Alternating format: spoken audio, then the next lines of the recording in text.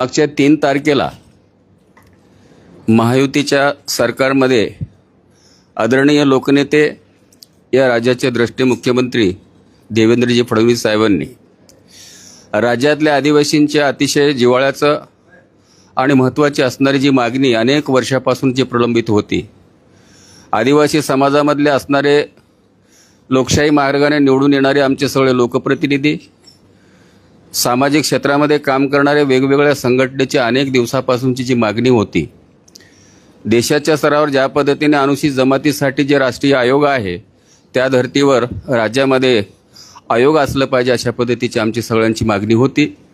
आणि मागच्या 3 जूनच्या कॅबिनेट बैठकीमध्ये आदरणीय नेते माननीय देवेंद्रजी फडणवीस साहेब यांच्या नेतृत्वाखाली असणाऱ्या आपल्या सरकारने ही आयोगाची स्थापना केली। तर स्थापनाच केली नाही, त्यासाठी लागणारे जे काही प्रशासकीय कर्मचारी वृंद आणि त्याच्यासाठी निधीसुद्धा प्रोव्हिजन करून आदिवासी लोकांसाठी अतिशय दूरदृष्टीपणाने हा निर्णय त्यांनी घेतलेला आहे। आणि म्हणून आपल्या जिल्ह्याच्या वतीने आदिवासी मोर्चाच्या कार्यकर्त्यांनी असा निर्णय घेतला, जनजातीपैकी एक लोकप्रतिनिधी म्हणून माझ्यावर ते दायित्व त्यांनी सोपवलेले आहे की जिल्ह्याच्या ठिकाणी आपण आपल्या लोकप्रिय वर्तमानपत्र जे प्रिंट मीडिया असेल, इलेक्ट्रिक मीडिया असेल, त्यांच्या माध्यमातून हा विषय लोकांपर्यंत म्हणजे आदिवासी जमातीपर्यंत त्या ठिकाणी पोचलं पाहिजे। आपल्या वर्तमानपत्रातून, प्रिंट मीडियातून, इलेक्ट्रिक मीडियातून हा प्रसार त्या ठिकाणी झाला पाहिजे। ज्या मागणीच्या माध्यमातून अनेक वर्षे जे प्रलंबित असलेला विषय माननीय देवेंद्र फडणवीस आणि दोन्ही आमचे उपमुख्यमंत्री आणि सरकारने घेतलेला निर्णय, त्याचं खऱ्या अर्थानं आदिवासींचा लोकप्रतिनिधी म्हणून आपल्या माध्यमातून त्यांचं मी आभार व्यक्त केलं पाहिजे। आदिवासी मोर्चाच्या वतीने त्यांचा आभार मानलं पाहिजे, याच उद्देशाने या ठिकाणी ही पत्रकार परिषद आम्ही आयोजित केलेली आहे।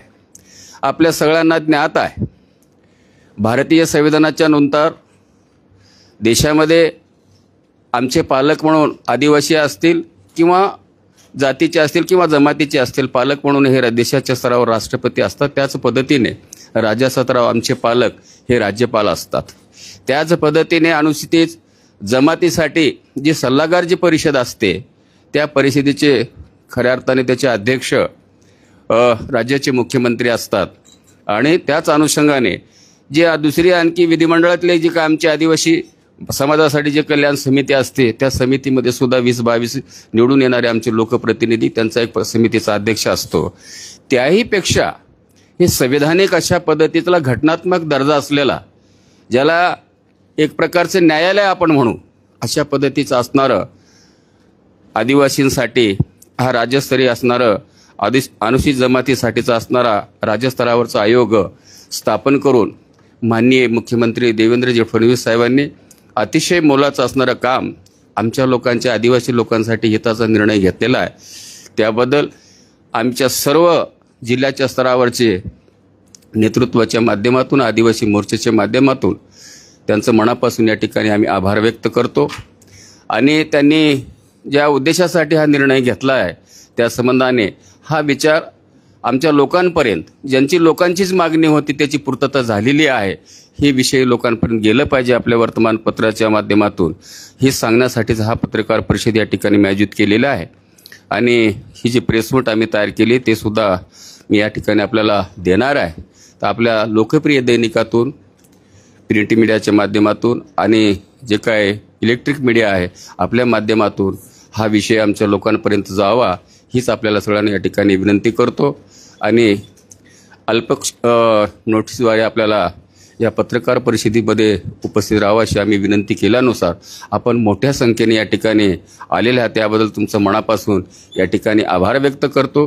त्याही पलीकडे जाऊन एक गोष्ट तुम्हाला सांगतो, खऱ्या अर्थानं प्रेस घेऊन सांगण्यापेक्षा आम्ही प्रेस नोट जरी तुम्हाला दिलो असतो तर आपण छापून तशा पद्धतीची प्रसिद्धी दिल्या असतात, कारण सातत्याने तुम्ही सगळ्या लोकांनी आम्हाला सहकार्य त्या ठिकाणी केलेलं आहे।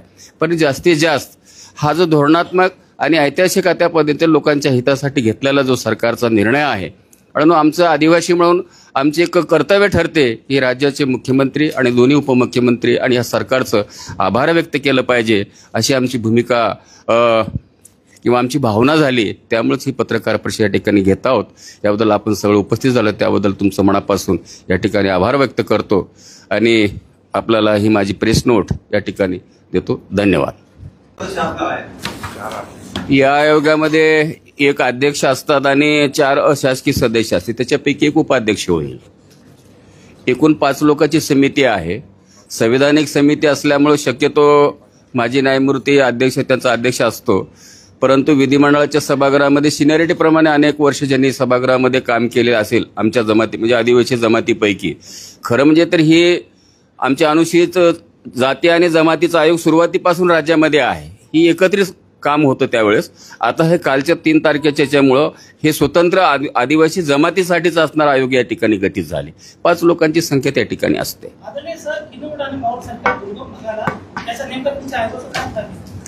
हे संपूर्ण राज्यासाठीच आयोग आहेत. आपण पत्रकार म्हणून तुम्हाला अभ्यास आहे या संदर्भामध्ये. आयोगाचे संविधानिक कुठल्या प्रकारचे अधिकार त्याला आहेत याची सुद्धा आपल्याला पूर्ण कल्पना आहे. खऱ्या अर्थानं तर या आयोगाची इतकी महत्त्व त्या ठिकाणी आहे. एखाद्या हा संविधानिक याला अधिकार असल्यामुळं चीफ सेक्रेटरीला सुद्धा या संदर्भामध्ये आदिवासींच्या अन्याय अत्याचार किंवा त्यांचे संविधानिक जे काय हक्क अधिकाराच्या प्रती कुठलं जर अडथळ होत असेल ते न्यायाच्या भूमिकेने त्यांच्याकडे जर गेले असतील ते त्याला हे सगळं करण्यासाठी म्हणून त्याला वेळप्रसंगी पनिशमेंट सुद्धा देऊ शकते. अशा पद्धतीचे संविधानिक अधिकार या आयोगाला त्या ठिकाणी आहेत. त्याच्यामुळे किनवटच नाही संपूर्ण राज्यभरातल्या आदिवासींसाठी त्याचा फायदा होणार आहे.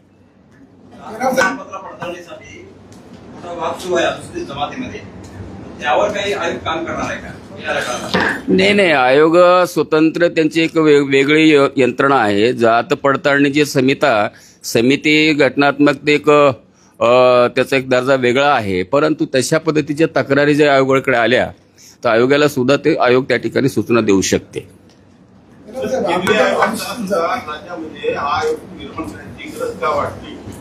नाही, राज्यामध्ये हा आयोग गठीत करण्याची आवश्यकता वाटत नसेल तर संपूर्ण राज्यामध्ये देशाच्या स्तरावर आयोग असल्यानंतर त्याची सबविंग म्हणून राज्याच्या स्तरावर राज्यातले असणारे सगळेच्या सगळे आदिवासी लोक केंद्रामध्ये जाऊन आपली मागणी करू शकत नाही. ज्या राज्यामध्ये जे आदिवासी लोक राहतात त्या लोकांच्यासाठी असणार न्यायिक व्यवस्था देणारी एखादी यंत्रणा त्या ठिकाणी असेल संविधानिक स्वरूपाची, तर त्याच्यामध्ये गैर काय आहे ते राज्यात असणं आवश्यकच आहे ना. होय, वेगळा करायची काय गरज पडली? अगोदर सुरुवातीला आदिवासी आणि अनुसूचित जाती आणि जमाती ही दोघंही भावंड आहेत. जेव्हा राज्य आपलं अस्तित्वाला त्या विभागामध्ये समाज कल्याणच्या मार्फतच आमचा सुकून विभाग करते. एकंदरीत सार्वजनिक स्वरूपाच्या वैयक्तिक स्वरूपाच्या विकासाच्या संबंधाने जे काही यंत्रणा त्या ठिकाणी प्रभावीपणे राबवण्यासाठी त्यांची आर्थिक स्तर आणि सगळ्या बाजूने त्याचा विकास व्हावा, निधीचा त्याच्यामध्ये कमी जास्त तफावत होता कामा नये म्हणून स्वतंत्र ही विभाग निर्माण करण्याचं काम, जसं आदिवासी मंत्रालय सुद्धा स्वतंत्र झालंय आणि सामाजिक न्याय विभाग स्वतंत्र झालाय, तशा पद्धतीचं हे असणारा आयोग सुद्धा या ठिकाणी स्वतंत्र करण्यात आले. त्याच्यामध्ये दोघांमध्ये का दुजाभाव करतो अशातले दोघं आहेत, भाऊच आहेत ते.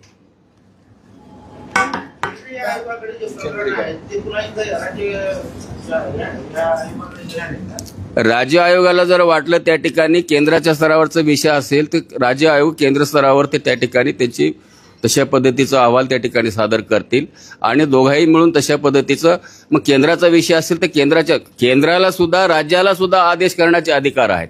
तसे राज्य स्तरावरचे आयोग हे राज्य आयोगाला त्या ठिकाणी तशी केंद्राकडचा विषय असेल ते त्यांना कळवतील. स्वतंत्र आदिवासी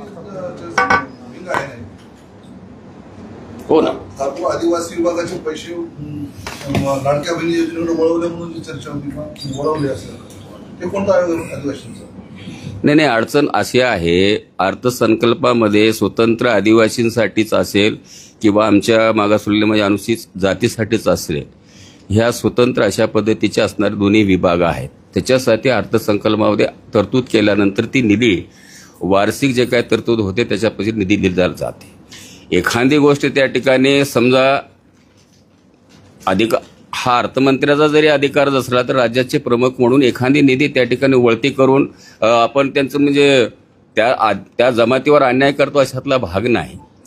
ते प्रायमरी व्यवस्था करण्यासाठी म्हणून निधी जर तिकडे वर्ग केला असेल तर आणखी प्राप्त परिस्थितीमध्ये निधी उपलब्ध झाल्यानंतर राहिलेल्या उर्वरित कामासाठी त्या ठिकाणी निधी त्या ठिकाणी दिला जाते. असे माननीय मंत्री महोदयांनी अनेक वेळा खुलासा त्या ठिकाणी आदिवासी विभागाने केलेलाच आहे. त्याच्यामुळे निधी ओढतं केलं म्हणजे आदिवासींचं नुकसान झालं अशातला भाग नाही. आदिवासी विंग आहेच, मग परत जमातीसाठी वेगळा आयोग स्थापन करायचे. अहो सगळ्या जमातीच्यासाठी त्या ठिकाणी आयोग असला म्हणजे आदिवासी लोकांसाठी आयोग का नसावा?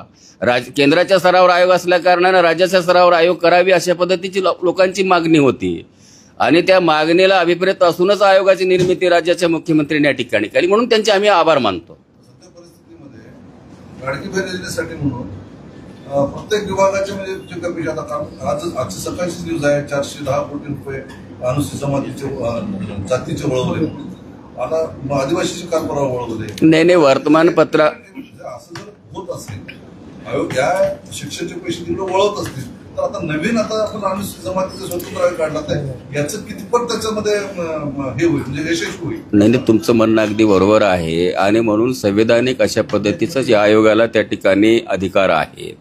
अशा जर चुकीचं सरकार जर त्या ठिकाणी निर्णय घेत असेल, जसे राज्यपाल हा आमच्या अनुसूचित जाती आणि जमातीचा पालक आहे, सरकार म्हणून जर चुकीचा निर्णय हा दोन जमातीच्यासाठी घेत असेल तर राज्यपालाला अतिरिक्त त्या ठिकाणी संविधानाने अधिकार दिलेले त्याचे निर्देश करण्याच्या संदर्भात तशाच पद्धतीचे अधिकार या आयोगाला सुद्धा त्या ठिकाणी दिलेले आहेत. म्हणजे ही आता नवीन गठीत झालेली आयोग आहे. भविष्यामध्ये तशी जर घटना घडत असेल आयोग निश्चितच त्यावर त्या सरकारच्या विरोधामध्ये किंवा सरकारला तिच्या सूचना देईल ना, तर याचा असणारा आदिवासीला त्याचा फायदाच होईल ना. तर सगळ्याच गोष्टी आदिवासीच्या लोकांना माहीत असतात अशातला भाग नाही आणि म्हणून त्याच्यावर सुपरविजन करणं किंवा अतिरिक्त या लोकांची सुसूत्रता होणे, त्यांची आर्थिक उन्नती होणे, त्याची असणारी जी काही योजनेच्या माध्यमातून त्याच्यासाठी जे काही निधी असते खऱ्या अर्थाने त्यांच्यापर्यंत जातो की नाही ह्याची सुपरविजन किंवा देखभाल करणं आणि लोकांचे तक्रारी प्राप्त झाले त्याचे असणारे निवारण करण्याच्या संदर्भात पाठपुरावा करणं आयोगाचं कामच आहे आणि म्हणून हे आयोग असलं पाहिजे अशा पद्धतीची आमची मागणी होती. सर, एकंदरीत महाराष्ट्राचा विचार करता अनुसूचित जातीची संख्या त्या कॅटेगरीची संख्या कुठल्या भागात जास्त असं वाटतं, म्हणजे पश्चिम महाराष्ट्र, मराठवाडा, विदर्भ असं? साधारणतः आपल्या एकूण जर महाराष्ट्रामध्ये माझ्या माहितीनुसार मोठ्या संख्येने असणाऱ्या जवळपास आपल्या जे 32-33 जे काही जिल्हे आहेत त्याच्यापैकी 27 ते 28 जिल्ह्यांमध्ये आमची संख्या बहुसंख्येने आहे आणि त्या प्रमाणामध्ये आदिवासी विभागाच्या माध्यमातून आमच्या 4 विभागामध्ये आमचे आयुक्त कार्यालय आहेत. ATC ज्याला म्हणतो आपण, अप्पर आयुक्त, आणि कमिशनर ऑफिस आपलं नाशिकला आहे आणि सचिवालय म्हणजे मंत्रालय असे विभाग आहेत. आता खरे तर जनगणना झाली 2011ची. 2000च्या जनगणनेच्या नुसार माझी माहितीनुसार या राज्यामध्ये अनुसूचित जमातीची जवळपास 1.5 कोटी असणारी लोकसंख्या आहे. आणखी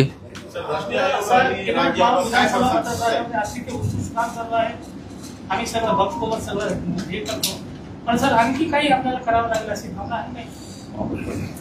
ज्या पद्धतीने राज्याच्या मुख्यमंत्र्याकडे आम्ही ज्या पद्धतीने आमच्या लोकांसाठी अनेक चांगल्या पद्धतीच्या ज्या काही सुविधा मिळाव्यात अशा पद्धतीचा प्रयत्न करत असतो, त्यापैकी जास्तीचं लक्ष खरं म्हणजे मुख्यमंत्र्यांनी आमच्या किनवट भागाकडे आहे असं मी म्हणणार नाही, परंतु निश्चितच त्यांचं आमच्याकडे जास्त लक्ष आहे. तुम्ही प्रत्यक्ष बघितलेलं आहे आणि म्हणून मागच्या कोरोनाच्या कालावधीची परिस्थिती संपल्यानंतर 22 महिन्याच्या कालावधीमध्ये जे काही एकट्या किनवट माहूर भागासाठी जी निधी या ठिकाणी आम्ही उपलब्ध करून घेतलेली आहे ह्याची आकडेवारी तुमच्या समोर आहे. तर भविष्यात जास्तीत जास्त निधी मिळणारच आहे. केवळ किनवटसाठीच नाही तर आमच्या पूर्ण नांदेड जिल्ह्यासाठी निधी, कारण TSP आणि OTSP आमचे 2 भाग आहेत. आदिवासी हा अनुसूचित क्षेत्रामधला म्हणजे उपयोजनेच्या क्षेत्रामधला भाग आहे किनवट आणि माहूर. त्याच्यामधला मग आमचा भोकर असेल, हातगाव असेल, हिमायतनगर असेल, हा जो इकडचा जो पट्टा आहे हा OTSP मध्ये मोडतो. असा आहे.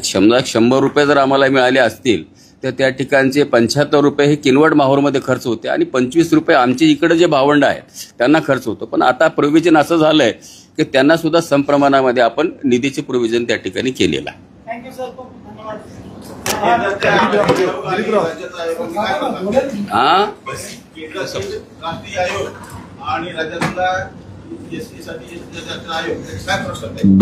दोन्ही आयोगाचे कामकाज सारखेच असतात.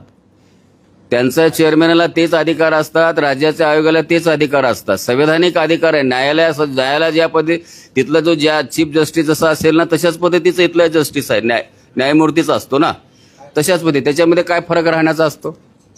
चला, थँक्यू. तुमचं मतदारसंघ खूप दूर आहे, त्यामुळे पत्रकारांसोबत संवाद कमी व्हायला असं वाटत आहे. म्हणून नांदेडला आले असतं मला बोलायचं. किशोर भाऊ आहेत ना. आता आज सुद्धा आता माझे दोन्ही फादरबॉडीचे जिल्हा अध्यक्ष आहेत, महानगराचे अध्यक्ष आहेत, आदिवासी मोर्चाचे आमचे दोन्ही अध्यक्ष आहेत, तिकडे आमचे पंचायत समितीचे सभापती सुद्धा आहेत.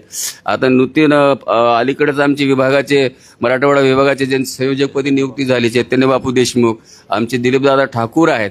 मी जरी दूर असलो तर तुमच्याशी नेहमी सातत्याने संपर्कात राहतोच. डायरेक्ट असं म्हणायचंय हा. तुम्हाला इकडे येतात आम्हाला तिकडे येतात. आणि मी तर नेहमीसाठी तुमचं स्वागत करतच राहतो.